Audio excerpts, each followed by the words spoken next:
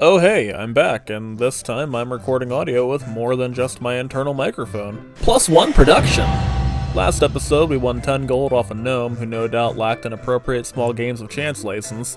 Before this could be confiscated by the Alliance's version of the IRS, I thought it would be a great idea to invest it in something better.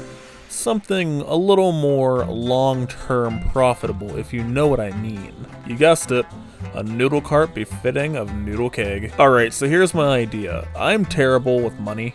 I'm not the kind of person to farm for hours on end, leveling up professions and flipping the auction house. But on a role-playing server, there's a lot of in-character opportunities to make profit off of. Dude, his name is King Rowdy Yahoo, and his TRP tells me to rub his nipples for good luck. I'm gonna rub his nipples for good luck.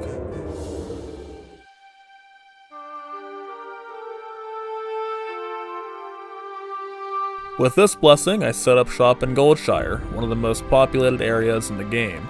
Look at this place. All of this, mine for the taking. All I have to do is flash my noodle cart.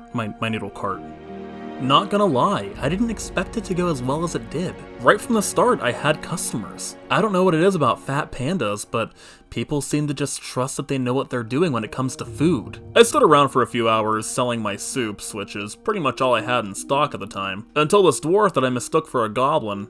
Kaj, tak żebyś wiedział, jestem krasnotem. I don't know, I've heard that goblins are pretty untrustworthy. I feel like a goblin would lie about being a dwarf. Yeah, that was a whole thing. Once he settled down, he started to ask uncomfortable questions. Co to za mała cebula? Albo ta dziwna tłusta wieprzowina na moim makaronie? Look, as I've established before, I'm not great at talking to people, so I play it off like, haha, you don't want to know. Except that would soon have consequences. Those are chunks of human meat. Yeah, and the next thing I know, there's a freaking gnome or something, I don't know, all the Alliance races look the same to me. He comes up to my noodle cart and starts asking if I have a permit, and well, of course I don't, so I scram. But Farty Frankie was a determined cop on the beat, and managed to send my citation all the way to Kunlai Summit in Pandaria. Sir, you left before I could give you this ticket. You were found to be operating a food stall without the proper permit. But Noodlekeg ain't a noodle bitch, so I sent that fart-loving gnome a jar of farts of my own.